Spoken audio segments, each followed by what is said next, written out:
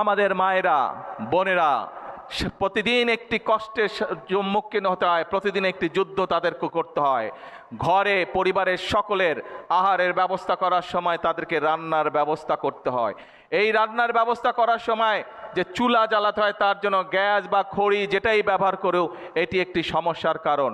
আমরা গত দুদিন আগে পরিকল্পনা গ্রহণ করেছি, ইনশাল্লাহ মায়েদের হাতে আমরা যেরকম ফ্যামিলি কার্ড পৌঁছে দিয়েছে, ঠিক একইভাবে সারা বাংলাদেশে যারা ফ্যামিলি কার্ড যাদেরকে দিব, ঠিক সেই মাদের কাছে আমরা আর একটি কার্ড দিব। সেই কার্ডটি হচ্ছে এলপিজি কার্ড, যাতে করে তাদেরকে আর রান্নার কষ্ট পোহাতে না হয়, যাতে করে পরিবারের খাবার দাবার রান্না বান্না করার সময় দুশ্চিন্তায় পড়তে না হয়।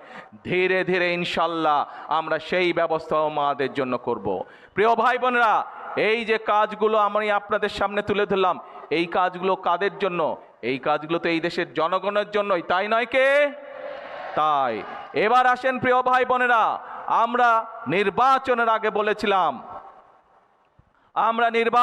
বলেছিলাম যে বাংলাদেশে মসজিদগুলোর কথাই বলুন, মাদ্রাসা কথা বলুন, বা অন্য ধর্মের যেসব উপাসনালয় আছে, সেখানে যে সকল ব্যক্তিবর্গ আছেন, ধর্মীয় গুরু বা মসজিদের ইমাম বা খতিব বা মুয়াজ্জিম সাহেব যারা আছেন, তাদের জন্য আমরা বলেছিলাম এই মানুষগুলো অনেকেই আছেন মানবতর জীবন যাপন করেন।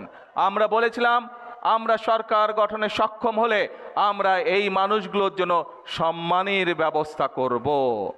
আপনাদের দয়া আল্লাহর রহমতে সেই কাজও আমরা শুরু করেছি। বাংলাদেশের এই মসজিদ বলেন, বিভিন্ন ধর্মীয় প্রতিষ্ঠা বলেন, সেখানে যারা ধর্মীয় ব্যক্তিত্ব আছেন, গুরু আছেন, তাদের সম্মানের ব্যবস্থাও আমরা করেছি।